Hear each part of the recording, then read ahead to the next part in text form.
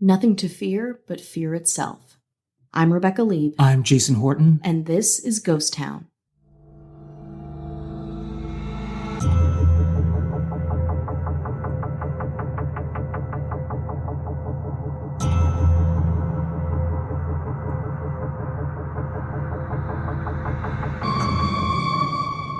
New York has been bleeding for the past 6 months. Savage cuts have been made in the public services to keep bankruptcy at bay. 45,000 workers have lost their jobs, 1,500 of them firemen. Whole fire stations have been closed down. Others are dangerously overstretched. In Brooklyn, a mock ritual is performed. A hearse leads a procession of cars to the funeral of the local police station, Precinct 70. Its death notice has been served, another victim of the budget cuts. It's June 1975. The place, New York City. You're coming or going from work or school, or maybe neither. The unemployment rate is 8%, and the looming teacher strike is on the horizon. Maybe you're a tourist, hoping to take a bite out of the Big Apple. President Ford just told the city to drop dead. And by the looks of it, it seems like Times Square complied. As you pass yet another peep show marquee, clutching onto your purse or briefcase for dear life, a stranger hands you a pamphlet. No, it's not an advertisement for a church or color TV. It's a drawing of a skull in a hood. The message? Welcome to Fear City, a survival guide for visitors to the city of New York. Are you with us? Are you in? I'm in. Are you sure? No. Well, too late. Okay. Because you've already taken the flyer. New York City, 1975.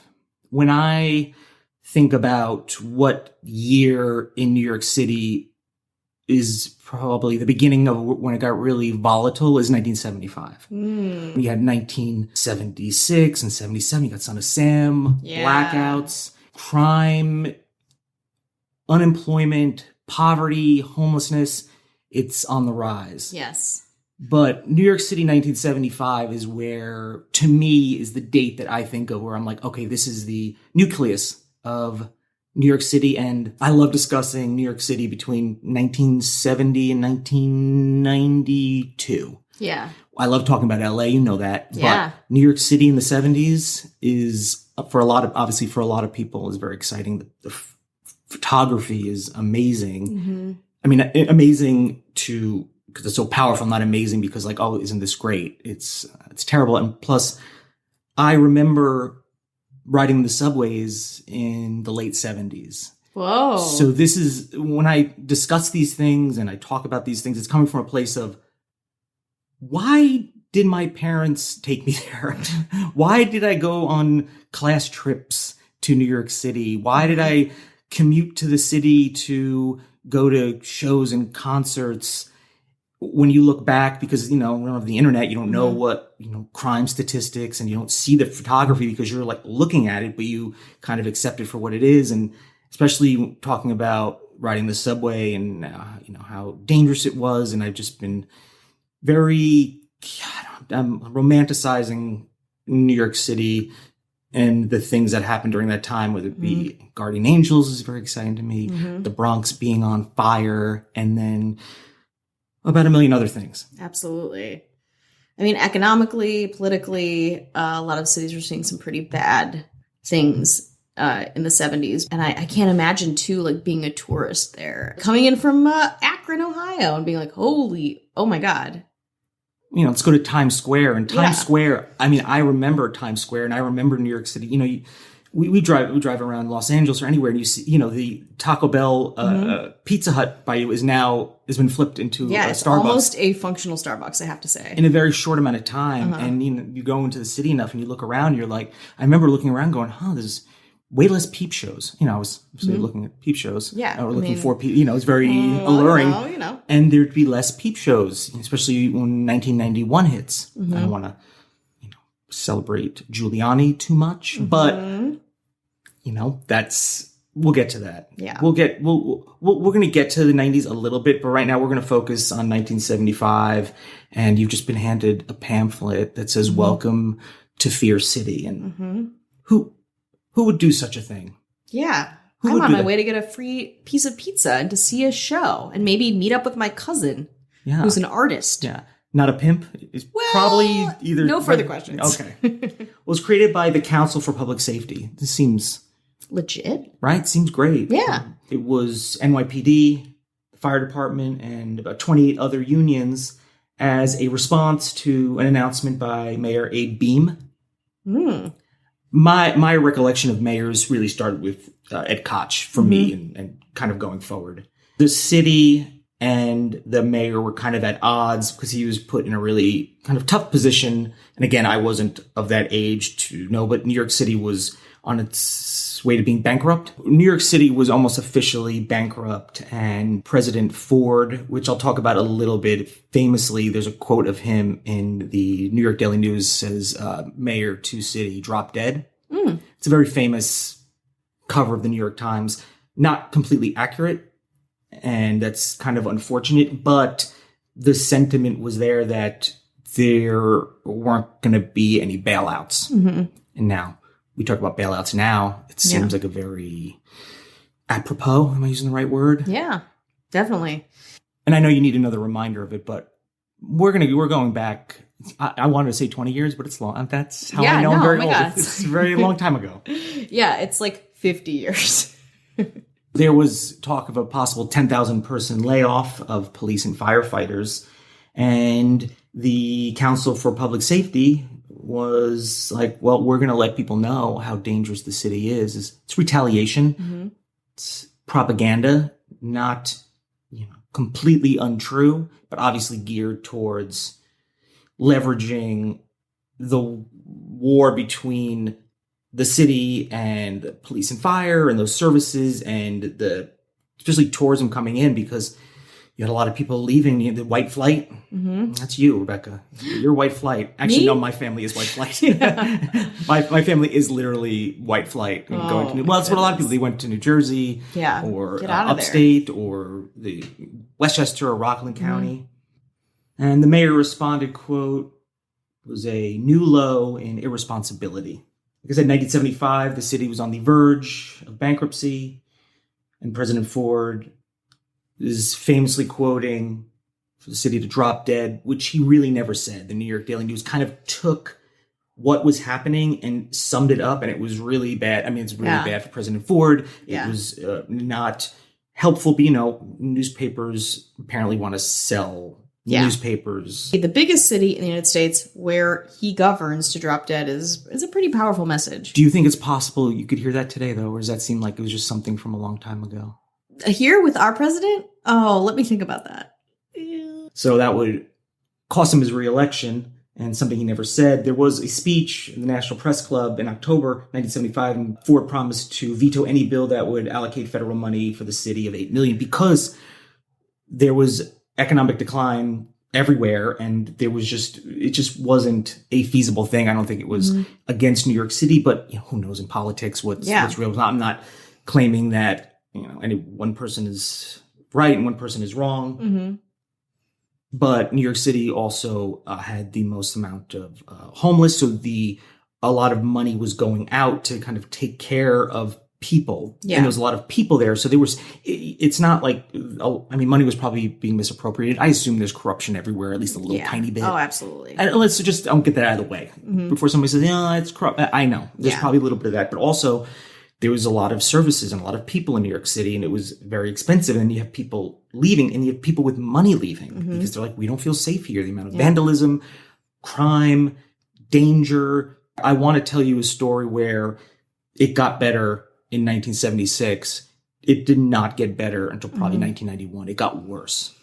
1975, I'm at a point where this is as good as it gets in some ways. And it just gets progressively worse. But kind of focusing on 1975 and the Welcome to Fear City pamphlet.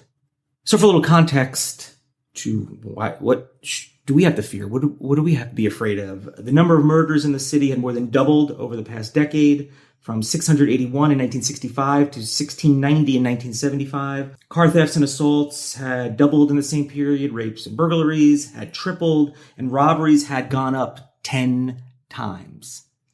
So it's a lot. It's already unsafe. Let's bring it up 10 times more.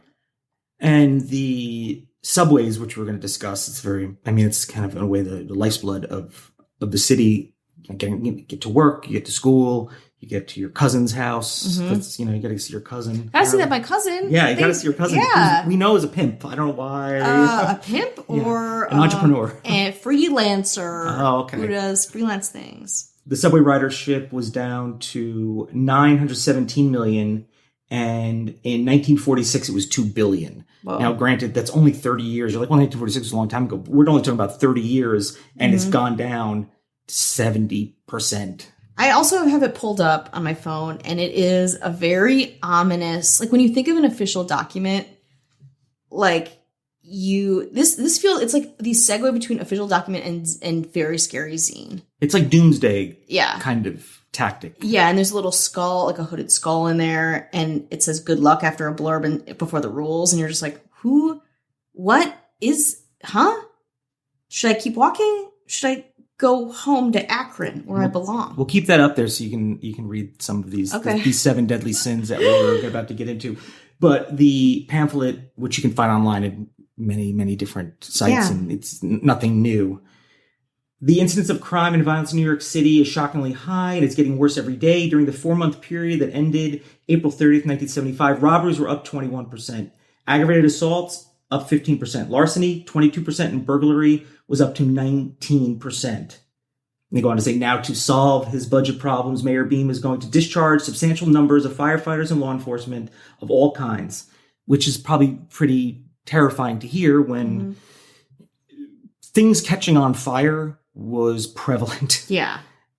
People getting mugged. And I still like this to this day, a fear of pickpockets. There was a big thing with pickpockets. So I was kind of checking wallet in the front. And the thing I remember from going to the city, like riding the subways and from the late 70s, obviously I was escorted. I was with my family then, but probably starting in like the mid-late 80s, I was just riding, you know what I mean? I was riding them all the time. And it was just the graffiti you see, and I remember seeing guardian angels and thinking, "Oh, this is so cool!" The red berets, and that's another thing I want to get into when I'm kind of in this. We did some haunted, and it was getting a little bit of crime for me. Yeah, you gotta get a little gritty crime. A little crime. New York City gritty. Let's start with the first one. Number 1: stay off the streets after 6 p.m. What are you going to do? What starts in New York before 6 p.m.? It's a city that never sleeps, but it does, though. That's always my gripe. It's like, really, Las Vegas is a city that never sleeps. Yeah. I remember going, it's like, oh, the city never sleeps. I was like, well, 4 a.m. the bars close. Yeah. So it definitely goes to sleep from like 4 to at least 8. I mean, sure, you can go to like a late night bodega or maybe get some food or some kind of like... I know your cousin probably has a hookup. My cousin has a lot of numbers in his phone and they keep blinking and beeping. Even in Midtown Manhattan, muggings and occasional murders are on the increase during the early evening hours. Don't be misled by late sunsets during the summer season. If you walk in Midtown at about 7:30 p.m., you'll observe that the streets are nearly deserted. But imagine showing up to New York City, or imagine living in New York City and going, fanny pack. wait, after 6 p.m., where the sun is going to be, in the summer, the sun's going to be out for another 3 hours. Yeah. That is a very, it's like a movie where it's like, well, after 6 o'clock is when all the vampires come and try to eat you. So you can't go out after 6. Do it. It's like a horror movie kind of scenario where here's the rules. Yeah. And it's like, we're not going to tell you who we are. It's just like, it's like threatening, like, and also very detailed. There's the percentages, like of crimes. So it's like, it's got this weird air of officiality and also scariness and mystery. Well, and you probably look around and be like, I believe it. Yeah. You're like, someone gave me this to help me? You remember travel, my mother used to she worked for a travel agency. Remember the need for that? Ugh, love it. A lot of pamphlets.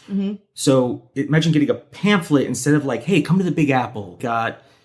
You go to Central Park, beautiful this. You got Broadway, the lights and the food and the people. And then you get this. Good luck. Yeah. You're here. Now leave, probably. Ready for number 2? Oh, yeah. Do not walk. If you must leave your hotel after 6 p.m., try not to go out alone. Summon a radio taxi by telephone or ask the hotel doorman to call a taxi while you remain in the hotel lobby. Follow the same procedure when leaving the restaurant, theater, or other location for your evening activity. Whoa, police state style. Yeah, it's sensible, but it's also very dire. Yeah. The tone of it is like, if you must be here, make sure you're in a vehicle at all given times. Yeah, I mean, drive that vehicle into the hotel if you can. If you must go to a show, I guess. Imagine, though, being told or being afraid of going outside. Oh. Imagine that now. Could you even imagine that? It doesn't, I just can't. It's unfathomable. It doesn't make any sense. I can't relate to it whatsoever. But you know what I can fathom? What? A break. Oh. This episode is sponsored by Best Fiends. Now, we have 2 episodes a week. That's a lot of research. We're always trying to collect things, have different places on our radar. We're always busy with Ghost Town, but we have a lot of free time too. And that's why Best Fiends is so great. It has challenging puzzles. It's a casual game that anyone can play, and I will. But Best Fiends keeps evolving, keeps changing. There's so many levels. I'm on level 208. It's really fun. It's a great way to kind of take a little break, engage yourself, have some fun, and go back to the work at hand. Best Fiends is my go-to when I need an editing break, and it is very needed for the amount of output we do. And you don't need Wi-Fi to use Best Fiends. There's no excuses. I'm getting up towards 400, level 400. I don't want to brag, but I will. Engage your brain with fun puzzles and collect tons of cute characters. Trust me, with over 100 million downloads, this 5-star rated mobile puzzle game is a must-play. Download Best Fiends free on the Apple App Store or Google Play. That's friends without the R, Best Fiends. I want you to know that this is my birthday episode. Today is my birthday. Yes, today is my birthday. And you don't have to treat me any different. I'm actually very excited that I don't have a pressure to do something or go somewhere. You know, it's when your birthday and you're like, do I need to do something? But now it's like, I'm just celebrating as I am usually, coming ill-prepared to this podcast recording. Yeah. So I'm actually very relieved that, and also it's like the big 3-0. It's the big 3-0 in 1975. I'm adjusting for inflation. That's so good. Okay. It is my birthday, and if you're like, whoa, what can we do? What can we get you? No one's saying that. We have a YouTube channel. Mm-hmm. The link is in the description. Mm-hmm. If you click on it, and if you want to subscribe, that's great. But if you want to help, go to any video or go to one of the playlists. Yeah. Click on one of the videos and just let them play. Yeah. You don't even have to watch it. Just let them play. Let them run, baby. Let them run, because then YouTube, the algorithm will be like, oh, people must like these videos, and they might show them more, and then people become more aware of Ghost Town. So click in the description, our YouTube channel, subscribe if you want to, but just let some videos play through. You don't even have to watch them. That would be your gift to me. Give Jason the dignity of a 30th birthday work remembrance. And then just Venmo me $200. Then we're good. And then that. It's a two-pronged initiative. No, I let it go in the background if you want. Jason doesn't ask for anything. He really only asks for... I did have cake when I got here, though. Yeah, that's true. We did have cake. We did start off with cake. That's true. We have some political news to discuss. Do we? Yes, we have a change in mayorship a little bit. Now, Brandon Gaddis, still on board. Chris Witt, still with us. Mm-hmm. Barrett Brown had to step down. He had to step down. But, he's driving his truck. He's a truck driver. Yeah. Remember? So he's out there, and we hope that you're safe and working, or safe and not working, or whatever you want to be. My brother-in-law is a truck driver, and I know there's some woes with that, but things seem to be picking up for him. This is a real working class story I have right here. Yeah, I like it. It's an everyday everyman. No, we hope you're well. But, when one mayor steps down, another one steps up. And that mayor's Paige Cornelius. A woman mayor. Finally. Shaking things up. Finally. So I asked Paige, what would you like us to mention? And she said we should look into Virginia City, Nevada. I think it'd make a great episode. Lots of history, pretty haunted, pretty campy. It's called a ghost town, but it's full of tourists drinking beers. Beers, you say? Yeah. Gross. Nevada, which is Las Vegas, which is... People drinking beers in Las Vegas? Yeah. I guess I'll check into it. Even though it's not Las Vegas. You're in Las Vegas already. Get away from Las Vegas. And if you want to leave a rate and review on Apple Podcasts, we always appreciate those. They're really helpful. Ked Gill, adorable and amazing. Love you both. Thanks for a fun, engaging, and informative podcast. Adorable and amazing. So we got a lot of nice messages. And if you want to check out our Patreon, it's patreon.com/ghosttownpod. That's right. We'll be doing our charity portion of it. Still researching on charity tracker. Some places to see who needs what most now, because I think things maybe change over the course of a month. And so, you'll get some good karma because essentially you'll be inherently donating money to charity and you have to do it. Yeah, but I'm glad to spend my birthday with everyone and thank you for almost 2 years of doing this. Yeah, isn't that crazy? Yeah, well, you're saying it's crazy. You're saying it's crazy. Like, I can't believe this has been going on for 2 years. How did we make that happen? You. Jason works tirelessly on this podcast. So if you want to send us some birthday love, please do. He does pretty much everything. I just have to show up. Yeah. So, DM him.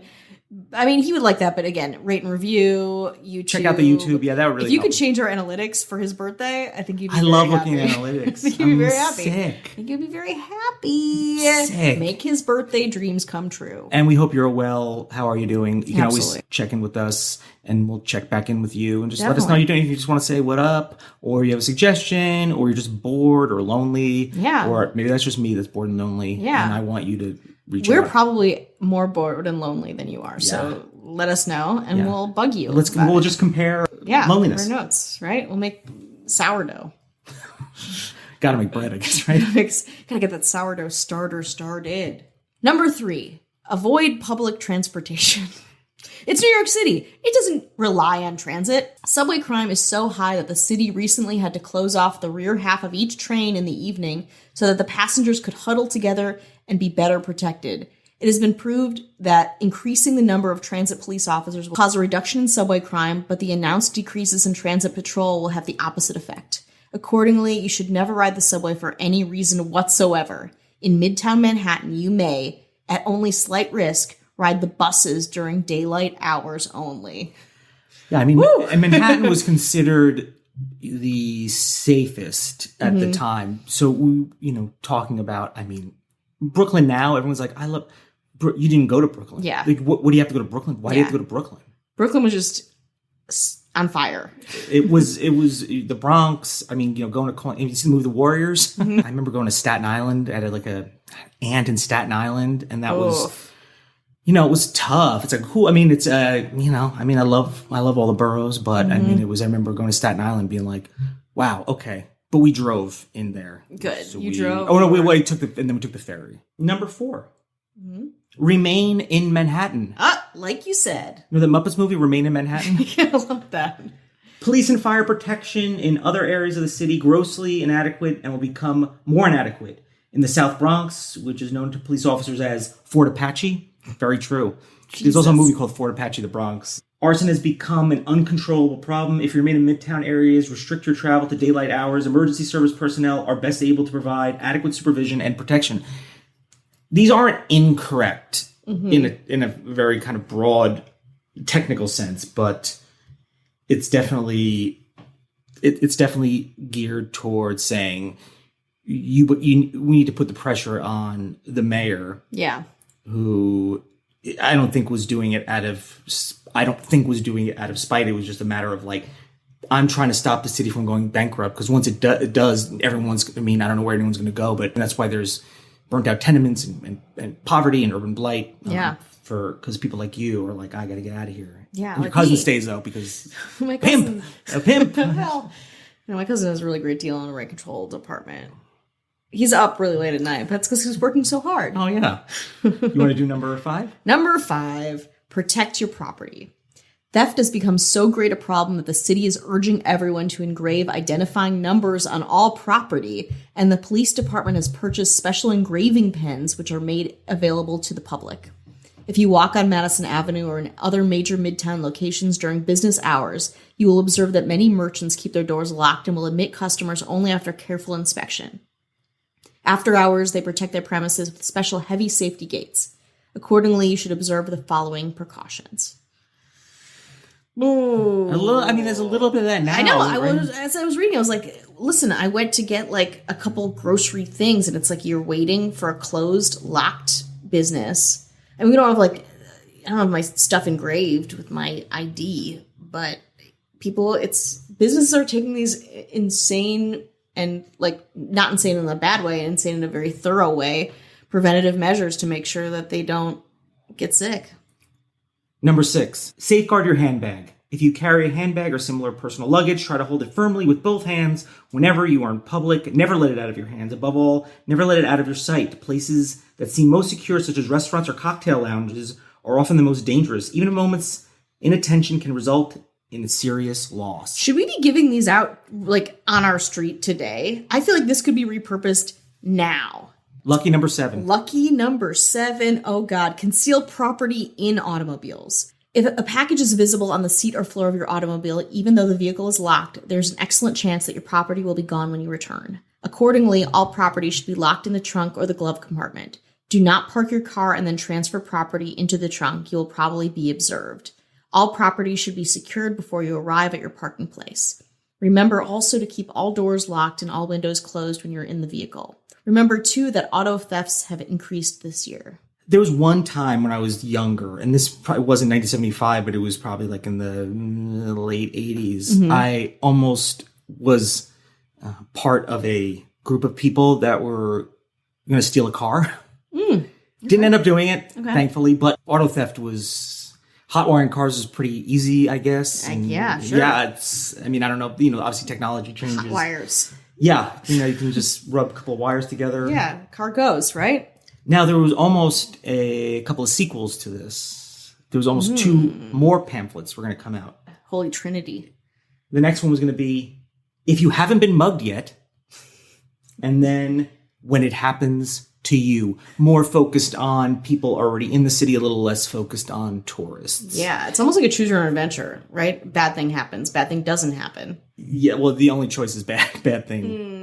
The amount that were made, supposedly, I don't know how many were actually handed out. It's really hard to find like the kind of origins to the amounts, but supposedly 1 million were made and they were going to make another 1 million. So they're looking at that amount. I don't know how many actually got out there, but it's a big printing order.